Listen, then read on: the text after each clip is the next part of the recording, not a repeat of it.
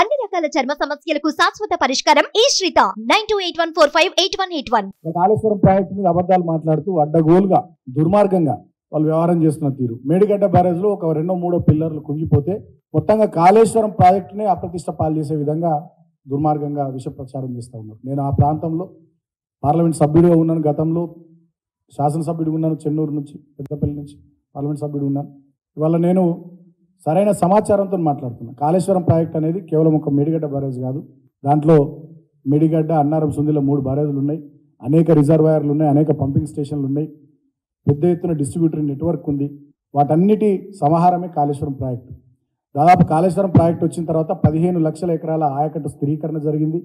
కొత్తగా లక్షల ఎకరాల ఆయకట్టు ఉనికిలోకి వచ్చింది. మంచినీళ్ళకు సంబంధించి తాగునీటి సౌకర్యం కాళేశ్వరం ప్రాజెక్టు నుంచి పెద్ద ఎత్తున ఆ పరిసర గ్రామాలకు, నియోజకవర్గాలకు, జిల్లాలకు ఇది దోహదం చేసింది, సపోర్ట్ చేసింది.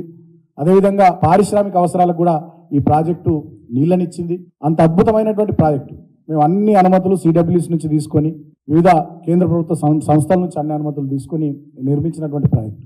మేడిగడ్డ బ్యారేజ్లో 2-3 పిల్లర్లలో లోపం ఉంటే డెఫినెట్గా దాన్ని సరి చేయాల్సిన బాధ్యత ప్రభుత్వం తీసుకోవాలి. కానీ ఇవాళ నేను అనుమానాన్ని వ్యక్తం చేస్తూ ఉన్నా, అక్కడ మా ప్రాంత ప్రజానీకం కూడా అదే మాట చెప్తా ఉన్నారు. మేడిగడ్డ బ్యారేజ్లో 3 పిల్లర్లు కుంగిపోతే అక్కడ చిన్నగా వాటర్ డైవర్షన్ చేసి కాపర్ డ్యామ్ కట్టి ఆ 3 పిల్లర్లను సరిచేసే అవకాశం ఉంది, సరిదిద్దే అవకాశం ఉంది. అయినా కూడా ప్రభుత్వం దుర్మార్గంగా గత ప్రభుత్వం పైన, మా పైన నింద వేయాలనేటటువంటి ఆలోచనతో ఇప్పటికీ 2-3 నెలలైనా ఎలాంటి పనులకు పూనుకుంటలేదు. నేషనల్ డ్యామ్ సేఫ్టీ అధికారులకు అప్పచెప్పి వాళ్ళు వచ్చుడు, చూసుడు, పోవుడు, వాళ్ళు చెప్పుడు ఇదే జరుగుతూ ఉంది తప్ప అక్కడ చిన్న కూడా పని అవుతలేదు. మాకు నిన్న మొన్న తెలుస్తున్న వార్తలను బట్టి అన్నారం బ్యారేజ్లో నుంచి కూడా నీళ్లు వదిలేస్తూ ఉన్నారు. ఫోటోలు కూడా వచ్చినాయి సోషల్ మీడియాలో, పత్రికల్లో మీరు కూడా చూసారు. సో ఎక్కడైతే ఆ పిల్లర్లు కుంగిపోయినాయో అక్కడికే అన్నారం బ్యారేజ్ నీళ్లు పోయేటట్టు వాళ్ళు కుట్ర చేస్తూ ఉన్నారు. పైనుంచి ప్రాణహితలో కూడా వరద వస్తూ ఉన్నది.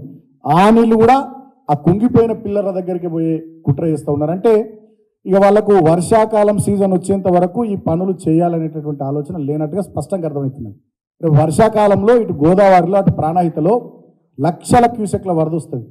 ఒక్కొక్కసారి 20 లక్షల క్యూసెక్ల వరద వస్తుంది. అంటే అంత పెద్ద ఎత్తున వరద వచ్చి ఇంకా మిగతా పిల్లర్లు కుంగిపోయి ఆ మేడిగడ్డ బ్యారేజ్కి ఏమైనా జరగాలి, తద్వారా గత ప్రభుత్వాన్ని బదనాం చేయాలనేటటువంటి ఒక కుట్రపూరితమైనటువంటి ఆలోచన ఈ ముఖ్యమంత్రి దగ్గర ఉన్నట్టుగా మాకు స్పష్టంగా అర్థమవుతా ఉంది. అదర్వైజ్ వీళ్ళకి అటువంటి ఆలోచన లేకపోతే ఇప్పటికీ అక్కడ పునరుద్ధరణ పనులు మొదలు పెట్టాలి.